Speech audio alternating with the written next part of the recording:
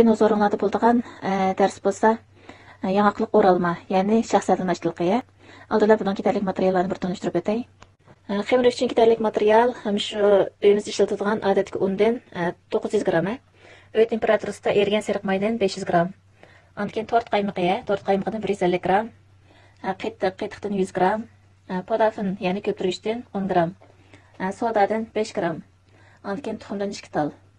Anandaki shu yuzlarga surish uchun 3 dona tuxumning seriq bilan 1 dona butun tuxumni chiqib, shuni yaxshi aralashtirib yuzga surish uchun ishlatamiz. Andan tatliroq yeyishni yaxshi ko'rsanglar, oilada tayyor qilib olgan shikar qiyami, mana shu xil shikar qiyamini ishlasanglar bo'ldi. Andan keyin buni arasiga solish uchun kishmish, andan yangiq mevzi ketadi. Bularning miqdorini helidab bermani. Xemirni yo'g'irish uchun oldi bilan shu seriq mayni uy temperaturasida ergan holatga keltirib olamiz. Ya'ni eritib olsanglar bo'ldi. Eritib olgandan keyin unidan ikkisini birlashtirib, ikki qo'limiz bilan aralashtirib buni qum holatga keltirib olamiz. Qizlar mana ko'rayotgan holatdek mushkul qum holatga keltirib olamiz. Keltirib olgandan keyin endi buni ustiga qatiqni, tort qaymoqini, sodani, podani, ishqal tuxumni selib endi xemir yo'g'irib olamiz. Qizlar mana ko'rayotgan holatda xemirni yo'g'irib tayyor qildim. Tayyor qilib bo'lgandan keyin endi buni ustiga plastirni yopib xemirni tindiramiz. Xemir ting'ich bo'lganlikda yangiq mevzini to'g'rab tayyor qilib olamiz. Xemirimiz ting'ich bo'lganlikda men yangiq mevzini to'g'rab, yemiş bilan aralashtirib tayyor qilib olamiz. 100 gram yangiq mevzi, 100 gram yemiş tayyor qilamiz. Ana tatlı yeyishni yaxshi ko'rsanglar, shunga un shakardan shunga selvatsanglar bo'ldimi, qiymasiga. Seletib ondan keyin xemirni ustiga chassanglar nayti yeyishlik bo'lgan pishiriq bo'ladi bu. Navada shundaqalikqa qon kesib bemorlar bo'lib qolib qolsa, shakar solmaylan bersanglar nayti quvvatli bo'ladi. Xemirimizni tinib tayyor bo'ldi. Tayyor bo'lgandan keyin har bir zolisini 300 gramdan 310 gramgacha atrofida uzib, mana 6 dona zol qila olamiz. Qilib olgandan keyin endi buni pozi bilan yeyib chiqamiz. Mana xemirimizni yeyib tayyor qilib oldik. Ana shuni nefslikni qilsanglar bo'ladi. Qilib bo'lgandan keyin endi mana ustiga tatlı yeyishni yaxshi ko'rsanglar, shakar un chechib, ondan keyin mevzlarni chassanglar bo'ldi. Bo'lmasa, ash mevz bilan kishmishni chechib lakim, buni yo'taz turmallagandek turmallab tayyor qilib olamiz. Yemişçiler mana yangiq mevzni misholatda tekshi yeyib olamiz. Yetib bo'lgandan keyin men mana ustiga un shakar sepatdim.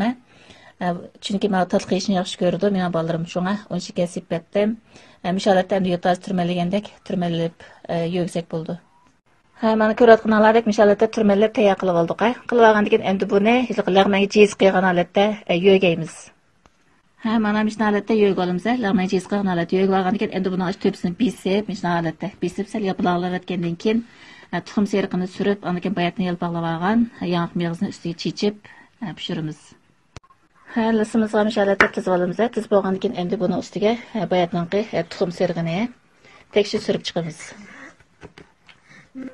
Mana tuxumning seriqini surib tayyor qilib oldik. Undan keyin ustiga shilib tayyor qilib olgan yangiq mevzimizni tekshir chechib chiqamiz. Undan keyin buni duxovkaga silib, oldin ola qizib olgan duxovkaga silib pishiramiz. Buni pishirish gradus bo'lsa, shu 180 gradusda. 180 gradusda shu yuzi qizdirib, oltin rang kirgan vaqtida o'zinglar qarab turib olsanglar bo'ldi. Undan keyin shu duxovkalarning amaliy avvalgi asosan ilgarasini tanishsanglar bo'ldi-mi?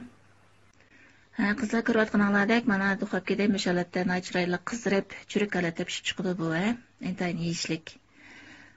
Endi buningki orasini kesib bir ko'rsatib qo'yay. Mana ko'rayotganlaringdek orasini kesib ko'rsatib qo'ydim. Shunda yeyishlik chiqdi bu. Buni men 180 gradusda 40 minut atrofida pishirdim. Pishib chiqqandan keyin buni ustiga shakar qiyami qildim. Chunki mavlarning qiymasiga men un shakar sepmaganligim uchun ham xemirda shakarning miqdori bo'lmaganligi uchun sal tatliroq yeyishni yaxshi ko'raman. Shunga buni ustiga shakar qiyamini temitib bezdim. Navada shu tatli yeyishni yaxshi ko'rmaganlar bo'lib qolib qolsa, shakar qiyamini temitmasanglar bo'ldi, orasiga tanfin chachmasanglar bo'ldi. Shunda bo'lganda yana quvvatli bo'lgan, shunda yeyishlik bo'lgan bir xil pishiriq bo'ldi bu. Endi men maning orasiga shakar unini chechib qiymasiga yo'g'ayganligim uchun mana ustiga shakar qiyami qilmadim. Endi misol bir eskartib qo'yish deyish bir ish bor. Men mani yo'taz turmallagandek turmallab turib, keyin lag'ma jizdek yo'g'dim.